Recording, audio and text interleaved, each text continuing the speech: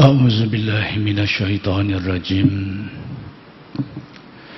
بسم الله الرحمن الرحيم الحمد لله رب العالمين وبه نستعين اللهم صل على سيدنا محمد النبي الأمي وعلى آله وصحبه وسلم رب اشرح لي صدري ويسر لي أمري واحلل عقدة من لساني يفقه قولي ولا حول ولا قوة إلا بالله العلي العظيم إلهي أنت مقصودي ورضاك مطلوبي أعطني محبتك ومعرفتك السلام عليكم ورحمة الله تعالى وبركاته الحمد لله والشكر لله segala puji bagi Allah yang telah memberikan hidayah dan taufik. Mudah-mudahan kita sentiasa dikurniakan Allah hidayah dan taufik. Kuliah Masjid Abidin pada malam ini ingin meneruskan huraian terhadap kalam hikmat Syekh Ahmad Ibnu Athaillah Al-Iskandari radhiyallahu anhu. Cuma sebelum saya meneruskan huraian kalam hikmat yang ke-137, ada permintaan daripada sahabat-sahabat supaya menjelaskan sedikit tentang kedudukan kitab Al-Hikam ini. Tentang statusnya, apakah sesuai untuk didengar oleh orang ramai atau sebaliknya. Jadi setelah meneliti dan saya berfikir ada baiknya juga untuk kita jelaskan sedikit sebanyak tentang perkara yang berkenaan itu, mudah-mudahan tidak menimbulkan kekeliruan bagi orang-orang yang ingin berhasrat untuk mempelajari dan mengambil manfaat daripada kitab ini. Ternyata kitab ini, Al-Hikam ini, sudah masyhur sejak dari dulu lagi. Dan ternyata bahawa dia telah tersebar dalam dunia Islam. Bukan sahaja dia telah diterjemah dan telah diberi huraian, diberi kupasan dalam jumlah yang sangat banyak, sehingga dalam dunia Islam hari ini kita akan temui puluhan syarah kitab hikam ini. Puluhan. Kalau di Malaysia ini saja sudah begitu banyak syarah-syarah hikam yang dilakukan oleh alim ulama tentang kemasyhuran, tentang ketinggian mutu kitab ini. Al-Faqih Al-Bunani ada mengungkapkan, nak menyatakan tentang bagaimana kedudukan kitab hikam ini menurut pandangan alim ulama. Sehingga Al-Faqih Al-Bunani menjelaskan, dia kata hampir-hampir sahaja kitab hikam ini merupakan wahyu, dengan erti tentang isi kandungannya, tentang ibaratnya, tentang rangkumannya itu dianggap sebagai begitu mencakupi dan teliti, sehingga disebut oleh Al-Faqih Al-Bunani tadi, dia kata hampir-hampir hikam ini merupakan wahyu. Artinya apa?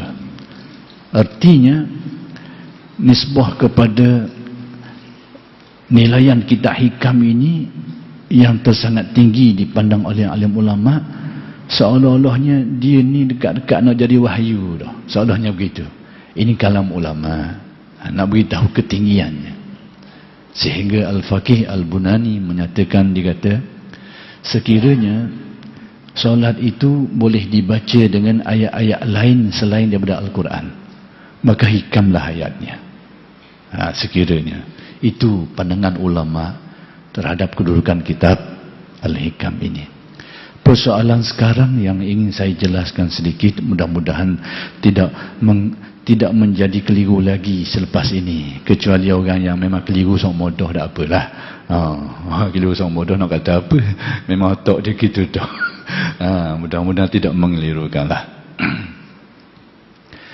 Yaitu tentang status dan kedudukannya. Ada pandangan-pandangan orang mengatakan kitab ini kitab yang dikelaskan sebagai haqa'iq, sehingga tidak sesuai untuk diajar kepada orang ramai. Ada pandangan yang kata macam tu. Benarkah pandangan itu atau bagaimana? Itu yang ingin saya jelaskan. Pertama sekali, tahukah kita apa itu haqa'iq? Apa benda haqa'iq tu? Sehingga dikatakan kitab ini adalah dari kelompok itu yang tidak sesuai untuk orang mengaji, untuk orang ramai, itu utamanya. Pertama sekali, perkara yang perlu kita jelaskan, apa yang dikendaki, yang dimaksudkan dengan haqa'iq. Haqa'iq sudah tentu ini perkataan Arab. Asal perkataan daripada haqiqah. Haqiqah kemudian menjadi haqa'iq. Dalam bahasa kita hari ini, hakikat. Hakikat sesuatu. Yang tersembunyi, yang terselindung, yang mendalam. Itu perkataan yang dapat, pengertian yang dapat difahami daripada pengertian haqa'iq, yakni ilmu tentang hakikat-hakikat sesuatu, yakni membicarakan tentang sesuatu yang terselindung, yang mendalam, yang halus. Itu mana haqa'iq secara umum. Tapi dalam istilah ahli ilmu, haqa'iq ini ada pengertian yang tersendiri, dan kita kena rujuk kepada alim ulama. Dalam ilmu-ilmu seperti ini, kita ni budak-budak je, kita ni. Jadi sudah tentu kita kena rujuk ke orang tua lah, bahasa mudah. Kecuali kita berasa kita ni alim pak tapang. Kalau kita berasa kita alim pak tapang, tak apalah. Tapi kita ni, kita akur bahawa kita ni bertaraf budak dalam ilmu. Jadi kita kena rujuk kepada alim ulama. Maka dalam menjelaskan tentang pengertian haqa'iq ini, kita kena faham haqa'iq dulu, sebelum kita tahu kita ni duduk di mana. Tahu haqa'iq. Syekh Muhammad Amin Al-Qurdi cuba rujuk kepada kitab ini, Tanwir Al-Qulub, bahasa Arab. Mana-mana uti bahasa Arab lah. Wajahlah, terjemahan pun sudah ada. Tanwir Al-Qulub, Syekh Muhammad Amin Al-Qurdi menjelaskan hakikat dengan maksud-maksud yang tertentu. Dalam menjelaskan tentang gagasan keilmuan tasawuf ni, dia kata, iaitu ada peringkat syariat, kemudian ada tarekat, ada hakikat. Syariat merujuk kepada banyak makna. Antaranya sumber agama ini, iaitu Al-Quran dan Hadis. Jadi perkataan syariat seringkali digunakan dengan makna Al-Quran dan Hadis. Tetapi yang biasa digunakan oleh alim ulama, khususnya alim ulama ahli sufi, ahli tasawuf, mereka menggunakan istilah syariat ini dengan makna amalan-amalan yang sifatnya zahir, seperti solat dari sudut zahirnya, praktisnya. puasa dan ibadah-ibadah lain yang ada dimensi zahirnya yang boleh dilihat, yang memerlukan anggota badan untuk dilaksanakan. Itu istilah syariat. Adapun istilah tarekat, iaitu penyucian hati daripada sifat-sifat buruk, daripada hijab-hijabnya nak dibersihkan, nak dibuang, sehingga hati itu semakin dekat dengan Allah, semakin jelas kefahamannya, semakin kuat keyakinannya, semakin hadir dan ingat kepada Tuhannya, semakin kuat pautan hatinya kepada Allah. Jadi proses penyucian itu dinamakan sebagai tarekat secara umum. Jadi dari dua ini, syariat, tarekat, maka menghasilkan hakikat atau hakikah, maka timbullah istilah haqa'iq. Tapi apa itu haqa'iq? Yang dikatakan haqa'iq ini, untuk kita nilai kita ini duduk di mana? Kata Muhammad Amin Al-Ghuddi, haqa'iq itu, istilah haqa'iq ini atau hakikat ini dalam penggunaan ulama-ulama ahli tasawuf adalah merujuk kepada beberapa makna. Salah satunya yaitu hakikat-hakikat ketuhanan, haqa'iq ilahiyah, ma'arif ilahiyah, ma'rifat ketuhanan. Apa artinya? Yaitu pencian tentang hakikat-hakikat ketuhanan yang memang sukar difahami oleh orang ramai. Seperti perincian tentang, saya nak sebut istilah je, tak mau sebut perincian, memang pening lah. Cuma nak kabar supaya tahu, sudahlah tahu. Nyelang tak payah, biar tahu je. Seperti hakikat-hakikat ahadiyah, perinciannya itu yang dihuraikan oleh kitab-kitab ulama, seperti yang dihuraikan oleh Ibnu Arabi di dalam Futuhat Makkiyah, Mawaqi' an-Nujum, dan Al-Ghazali pun menghuraikan perkara-perkara ini di dalam beberapa risalahnya. Hakikat-hakikat ketuhanan yang mendalam, seperti hakikat ahadiyah, perincian tentang apa pengertian ahadiyah itu luas, mendalam, pening kepala kalau nak dibahaskan dengan akal. Atau hakikat-hakikat wahdah, perincian tentang wahdah secara mendetail yang dihuraikan oleh tokoh-tokoh tadi itu.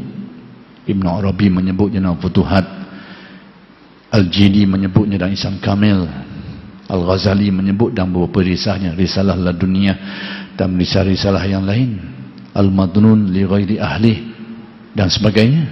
Ini hakikat-hakikat wahidiyah, hakikat-hakikat somadaniyah dan sebagainya. Itulah hakikat, yakni tentang hakikat-hakikat ketuhanan yang sangat mendalam, seperti yang dihuraikan oleh ulama-ulama dan kitab-kitab khusus mereka itu. Itu bila sebut haqa'iq, itu salah satu maknanya.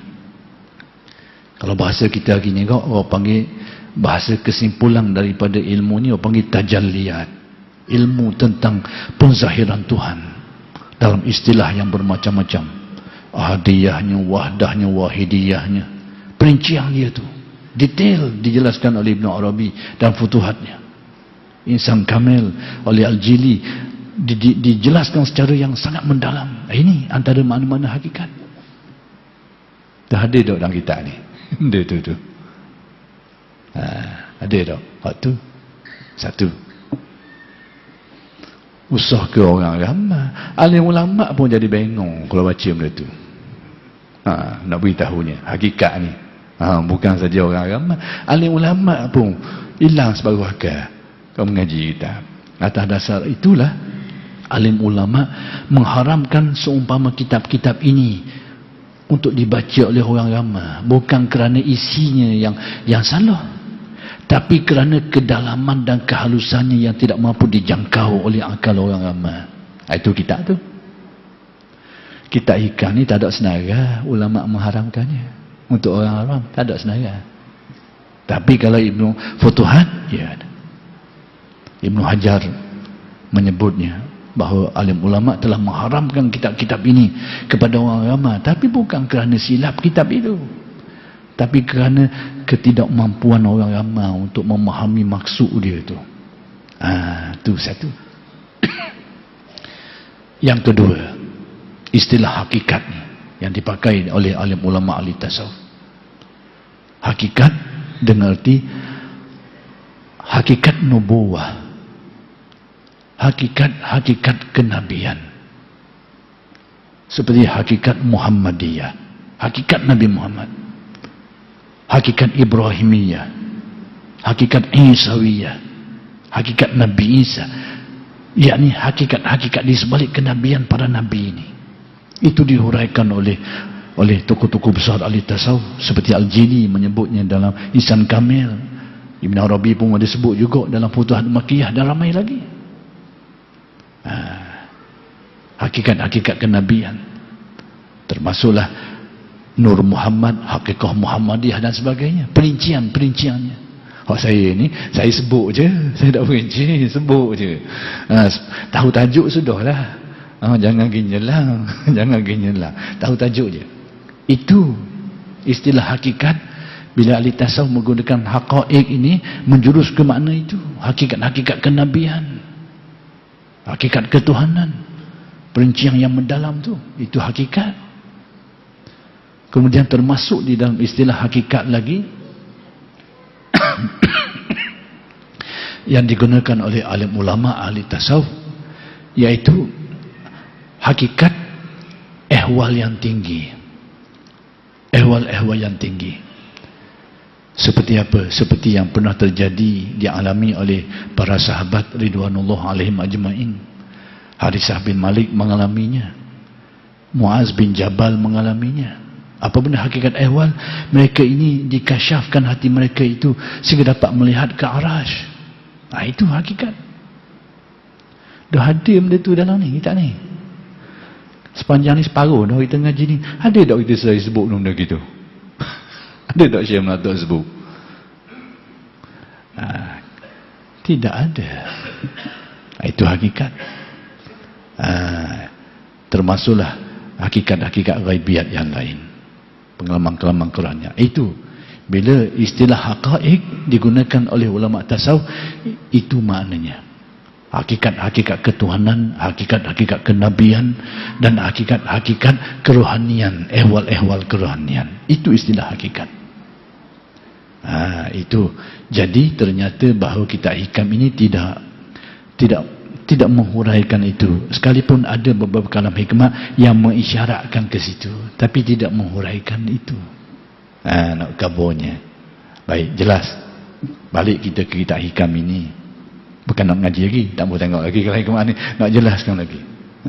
Mudah-mudahan akan datang menjadi jelas kepada orang yang ingin penjelasan. Apa pandangan ulama terhadap kitab hikam? Apakah dia termasuk haqaiq dengan makna yang saya jelaskan tadi, atau bagaimana? Itu yang patut kita tahu, yang perlu kita tahu. Alim ulama yang mensyarahkan kitab hikam ni ramai. Antara yang masyhur Syekh Ibnu Ajibah. Ini ulama dari Morocco, Maghribi. Maghribi telah melahirkan sejumlah alim ulama yang hebat, terutamanya dalam bidang tasawuf ni. Telah melahirkan sejumlah alim ulama besar dalam bidang sufi ini, tasawuf. Jadi salah seorang ulama berasal dari sana, Syekh Ahmad Ibnu Ajibah. Dan dia ada satu syarah hikam namanya Iqazul Himam, antara syarah yang agak mendalam sikit lah. Syekh Ibnu Ajibah di muqaddimah syarah hikamnya itu telah menjelaskan isi kandungan kitab hikam ni secara keseluruhan. Ni kita nak tengok. Dan bukan dia seorang saja. Perkara yang hampir-hampir sama disebut oleh alim ulama lain. Antaranya, kalau ada orang yang mampu berbahasa Arab, tengok kitab ni balik. Kalau nak main kitab lah, nak mengitab, nak jadi ahli kitab. Kalau nak jadi ahli kitab. Syekh Mustafa Abul Ula dalam syarah hikamnya, namanya Min Ata'illah, buka kitab itu, juga menyebut perkara yang sama, isi kandungan kitab ini. Baik, apa kata beliau? Kitab hikam ini isi kandungannya ada 4 bahagian. Ada 4. Ingat, ada 4 bahagian. Pertama sekali, bahagian tazkir wal wa'zu, bahagian nasihat dan peringatan. Dan bahagian ini cukup banyak dalam kitab ini, kata Ibnu Ajibah. Awfaru nasib, kata Ibnu Ajibah. Banyak sekali bahagian ni. Bahagian tu duduk dalam kitab hikam. Dan untuk siapa bahagian ini? Ini kata Ibnu Ajibah, kata Abu Syekh Mustafa Abul Ula, ini untuk orang awam. Untuk orang awam. Ingat mulai itu sebahagian. Tazkir nasihat. Al-wa'zu wa tazkir nasihat. Jadi bahagian ini cukup banyak dalam kitab hikam, kata Syekh Ibnu Ajibah. Dan ini lil awam, untuk orang awam. Untuk orang ramai. Nasihat-nasihat itu satu bahagian. Bahagian kedua, benda pula bahagian kedua ni. Benda pula isi yang kedua. Yang kedua, kata Ibnu Ajibah, bahagian yang kedua adalah mengenai tazkiyah, penyucian, iaitu mengenai tashih al-amal, cara nak betul amalan. Macam mana amalan kita itu supaya betul dan diterima oleh Allah. Apa yang merosakkan amalan nak dibersihkan. Kemudian tentang tasfiyatul qulub, tentang penyucian hati, nak bersih hati daripada sifat-sifat buruk, sifat takabur, sifat ujub, sifat hasad, panduan-panduan dia itu macam mana, sifat ghaflah, dan bermacam-macam lagi sifat-sifat buruk dalam hati. Membersihkan amal daripada yang merosakkan dia, membersihkan hati sifat buruk. Bahagian kedua ni semua itu dalam istilah yang lain orang panggil tazkiyah. Baik, bahagian kedua ni untuk siapa? Untuk siapa? Kata Syekh Ibnu Ajibah, bahagian kedua ini untuk orang yang baru nak mempelajari tasawuf,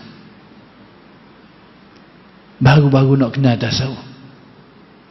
Disebut mutawajjihina minas sadiqin, orang yang ada semangat nak betul diri, orang yang ada semangat, ada kemahuan nak kenal, nak baiki diri, nak dekatkan hati, nak bersihkan hati. Dia tak nyelang lagi, baru-baru nak kenal. Ini bahagian ada di sini, kata Syekh Ibnu Ajibah dalam kitab hikam ini. Atau juga untuk orang-orang yang baru menyelami tasawuf, dipanggil mubtadi'ina minas salikin.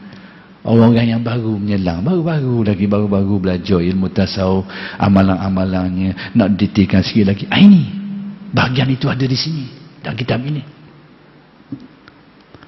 Baik, bahagian pertama, yang kedua itu hukumnya apa?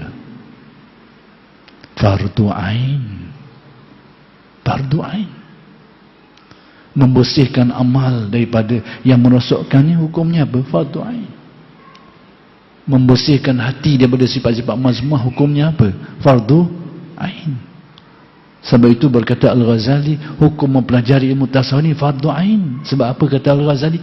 Tak ada seorang pun yang selamat daripada aib kecuali nabi-nabi dan rasul-rasul. Kalau kita berasa ke selamat, Allah berasa. Nak berasa tok wali ke, berasa bersih serba-serbi sehingga tak perlu kepada ni. Sebab itu berkata Asy-Syazili, orang yang tidak menekuni ilmu, lam yataghal fi, pada ilmu tasawuf ini, dia mati dan kadang dia tak sedar, wa huwa musirun alal kabaid, dia kekal melakukan dosa besar, tak sedar. Sebab itu kata Asy-Syazili, wajib mencari guru untuk menyelesaikan masalah ini, kata Asy-Syazili. Bertaraf fardu ain. Bertaraf fardu ain. Dua bahagian pertama ini.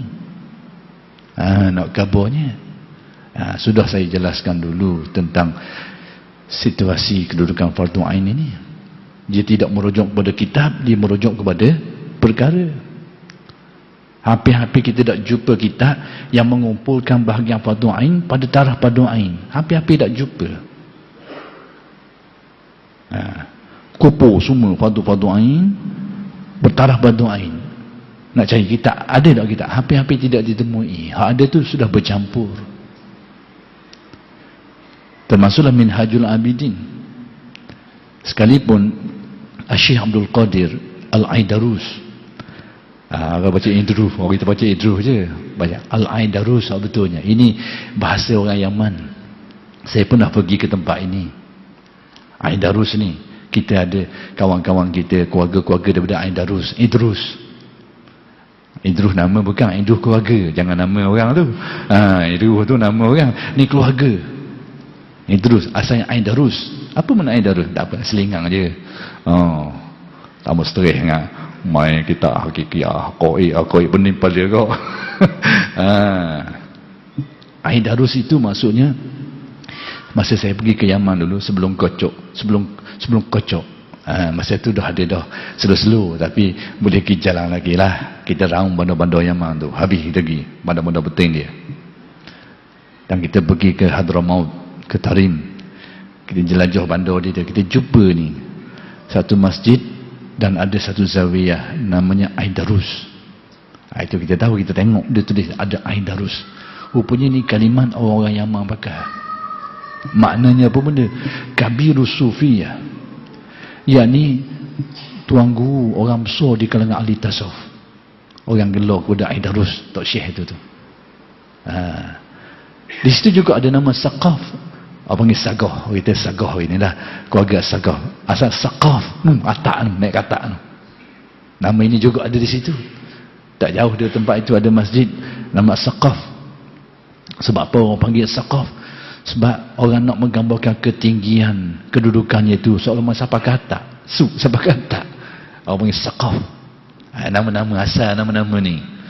Tapi itu sudah jadi, keluarga-keluarganya sudah ada mereka tempat lah. Tapi nak balik dalam Bidayatul Hidayah oleh Syekh Abdul Samad Palembang, dia kata untuk dalam bab tasawuf ni cukup kita mengaji kitab Minhajul Abidin untuk melepaskan qada fardu ain. Baik, persoalan sekarang, kitab Minhajul Abidin itu untuk fardu ain ke untuk benda? Saya nak kabarnya bahawa fardu ain ini adalah menurut perkara, bukan menurut kitab. Sekalipun Syekh Abdul Qadir Aidarus menyebut bahawa nak melepaskan diri daripada qada fardu ain dalam bab tasawuf cukup mengaji kitab Minhajul Abidin. Nak kabarnya dalam Minhajul Abidin itu banyak menjelaskan tentang qada-qada fardu ain, perkara-perkara yang fardu ain. Padahal kitab itu sendiri ditulis oleh Imam Ghazali bukan untuk orang fardu ain. Kena faham boleh. Dalam tu, kitab tu Imam Ghazali tulis bukan untuk orang fardu ain. Kitab tu ditulis oleh Imam Ghazali bukan nak buat ibadah, tapi nak menyempurnakan ibadah. Bahkan baca dalam mukaddimah dia tu, Imam Ghazali dalam Minhajul Abidin, atas utai kitab tu, dia simpulkan dalam satu mukaddimah. Baca mukaddimah dia itu. Bagi orang, saya cakap macam tuan-tuan ni ahli kitab juga lebih kurang. Tak apalah dah. Biarlah balik-balik tengok-tengok lah lebih kurang. Kita tujukan kepada semua orang. Untuk orang yang tahu kitab, dia rujuk kitab lah. Ada tahu kitab, dia dengar-dengar sudah lah. Imam Ghazali dalam menjelaskan Minhajul Abidin berakhir di mana? Berakhir dengan wilayah. Jadi tok wali. Maksudnya kalau orang menempuh kitab Minhajul Abidin itu, hujung dia akan jadi wilayah tok wali. Berarti kitab itu bukan untuk orang awam. Nak kabarnya cuma dalang dia itu, isi-isi dia itu boleh dimanfaatkan oleh orang-orang yang bertaraf fardu ain. Sama juga ni kita ikan. Memang Syekh Ibn Atta tulis kitab ni bukan pada taraf fardu ain, tapi dalam ni isinya tu berlambak untuk taraf fardu ain. Dua bahagian saya sebut tadi tu. Biar sedar, biar kena sikit. Jangan pakai borong sangat. Kena detail sikit. Bakal borong tak jadi. Supaya tahu. Bahagian ketiga dalam kitab ini, apa kata Ibnu Ajibah? Bahagian ketiga ni dah agak khusus sikit, iaitu bahagian al-ahwal dan maqamat. Ini kata Ibnu Ajibah untuk siapa? Untuk orang yang sudah berkecimpung dengan tasawuf, orang yang sudah ada pengajian, sudah ada pengamalannya, tapi masih dari peringkat awal, cuma sudah berkecimpung, disebut mustasyrifina minas salikin atau minal muridin, orang yang sudah berkecimpung dari kalangan orang yang sudah beramal, orang sudah ada asas dia beramal.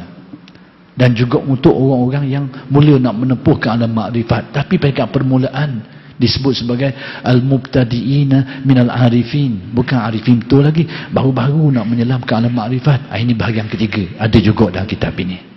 Ini juga bahagian yang banyak. Bahagian ini agak banyak dalam kitab ini.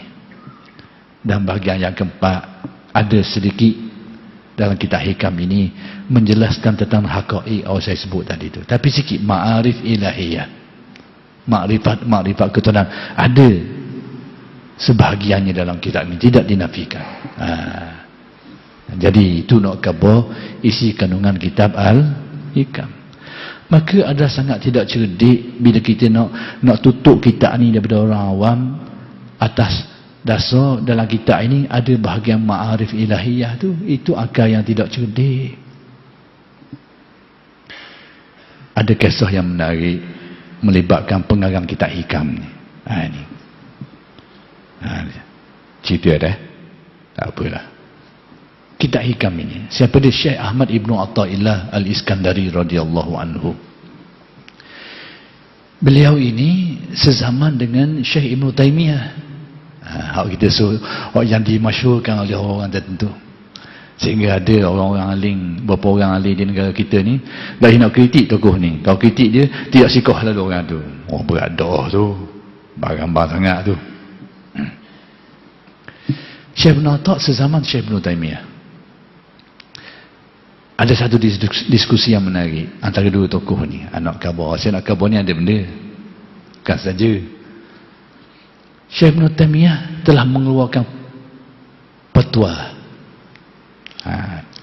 Keluar fatwa. Fatwa apa? Haram ziarah kubur Nabi dan kubur para awliya, para salih. Haram, berdosa. Itu fatwa Syekh Ibnu Taimiyah. Haram, berdosa. Apa dalil yang dipakai? Ini nak jelas dari segi dalil dululah. Tapi sudah dibahaskan ulama, dalil ini tidak menempati tempatnya. Dipakai oleh Syekh Ibnu Taimiyah, antara dalil yang dirujuk Ibnu Taimiyah, la yushaddur rihal illa ila salasi masajid. Tidak dilakukan perjalanan kecuali kepada 3 masjid saja, iaitu Masjidil Haram, Masjid Nabawi dan masjid di Palestin, Baitul Maqdis. Yakni tidak disuruh melakukan perjalanan ziarah kecuali kepada 3 masjid ini saja. Jadi Ibnu Taimiyah menggunakan dalil ini untuk memfatwakan tidak boleh kita pergi nak keluar semata-mata nak pergi ziarah kubur Nabi. Tak boleh. Demikian juga kubur para awliya dan solihin. Tak boleh. Kerana 3 tempat ni ya. Ulama-ulama telah meneliti dalil dan mereka mendapati cara pendalilan Taimiyah itu tidak tepat. Perkataan illah di dalam hadis itu, ini bukan tarikh berdoain lah ni. Bukan tarikh berdoain. Illa tu tak apalah saya sebut. Tahu pun tahu, tak tahu pun sudahlah, tak apalah. Agak-agak orang yang tahu tu dapatlah manfaat. Ulama-ulama meneliti bahawa pendalilan Ibnu Taimiyah ini tidak kena pada tempatnya. Sebab perkataan illa di dalam hadis itu dari jenis apa? Orang mengaji bahasa Arab dia tahulah. Illa ni dari jenis munqati' ke atau muttasil. Dan memberi makna yang berbeza. Ibnu Taimiyah memahamkan illah di sini dengan makna yang lain. Dengan makna munqati'. Kalau illah dengan makna munqati', Mengkotek ni bahasa kita terputus lah. Jadi kalau dengan makna itu, hadis tadi dengan makna, kalau kita terjemah secara mudahnya, tidak disuruh kita bepergian ke mana-mana pun kecuali kat tiga masjid je. Bahawa tidak boleh pergi Melaka, London pun tak boleh nak pergi, Beijing boleh nak pergi, Vietnam boleh nak pergi, Indonesia boleh nak pergi. Sebab apa? Kerana tak boleh pergi ke mana-mana kecuali ketiga masjid ni saja. Ini yang difaham, yang digunakan oleh Ibn Taymiyah untuk melarang orang pergi ziarah makam Nabi.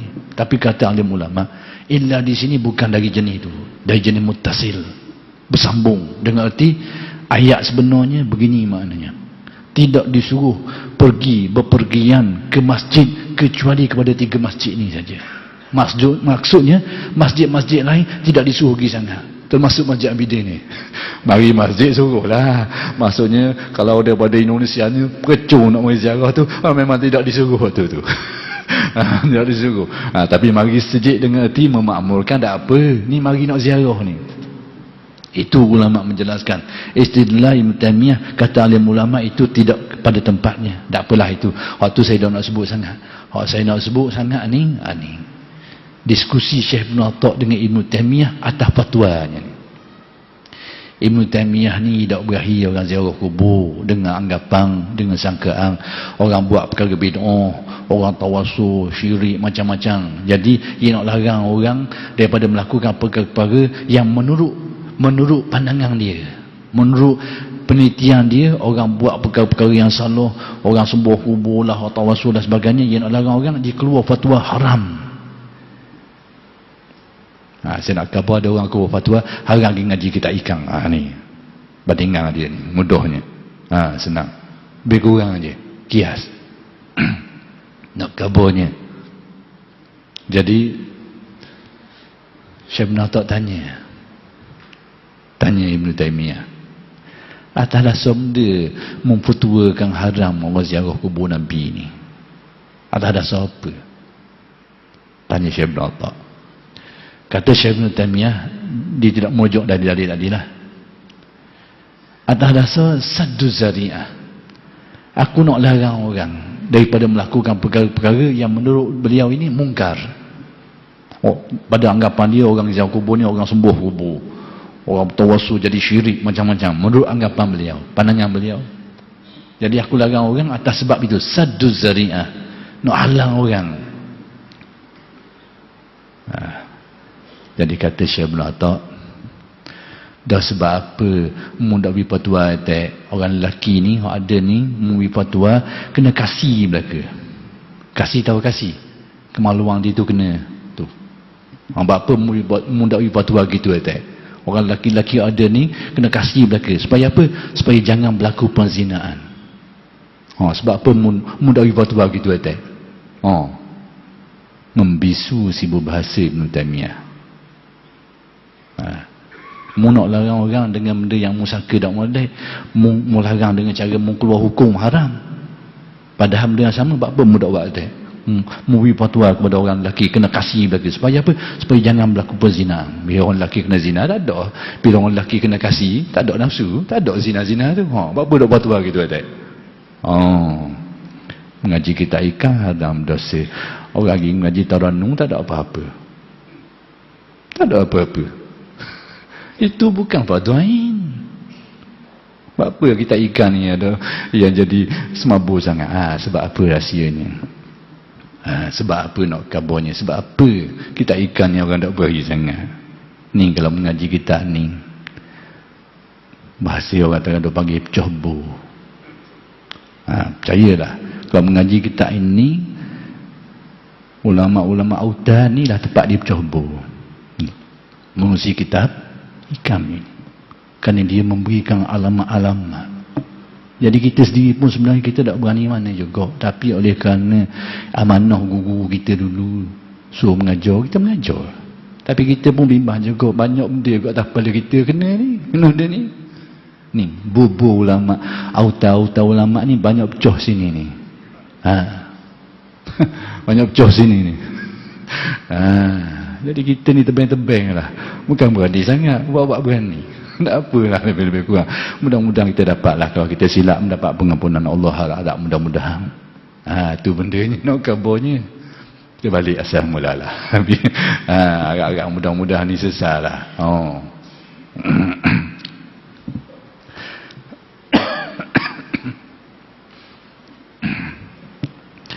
Saya lagi nak kabar. Terlupa. Biarlah apa boleh sebut tentang kitab hikam ini, dari segi kedalaman dia itu pun berbeza. Menurut syarahnya, syarah untuk orang awam ada syarah yang sesuai, ada syarah yang agak dalam, dan itu memang kurang sesuai untuk orang ramai. Macam Ibnu Ajibah, syarah yang panjang, Iqazul Himam, banyak perkara-perkara, bukan semua, banyak perkara-perkara itu kurang sesuai untuk orang ramai. Sebab tu kita tak pakai kitab hikam tu untuk mengajar cara terbuka ni. Kita pakai kitab hikam yang rekah ni untuk tujuan nasihat-nasihat, panduan-panduan untuk orang yang minat nak menjalani tasawuf, orang yang tak penuh pada pengalaman, dia baru nak belajar, atau orang baru belajar, ataupun orang yang sedang menghayati tasawuf, supaya dapat panduan, supaya tak babah. Itu target kita. Dia siapa yang mengingatkan diri kita sendiri. Itu target kita. Jadi menurut syarah, jadi sesuatu yang tebal tu boleh nipih. Tapi ada orang kata pula, kalau buat nipih tu tak siapa maksud pula, gitu pula dah. Dalam dunia Islam ni, kalau kita buka kitab tafsir, ada berpuluh-puluh kitab tafsir dalam dunia Islam. Di Nusantara ni saja ada alim ulama yang berupaya menulis kitab tafsir, termasuklah Hamka dengan tafsir Azharnya. Dan terjemahan-terjemahannya banyak, alim ulama kita menulis. Syekh Abdul Rauf Singkil ada terjemahan-terjemahan tafsirnya, masih lagi dalam taraf makhtutat, tulisan tangan.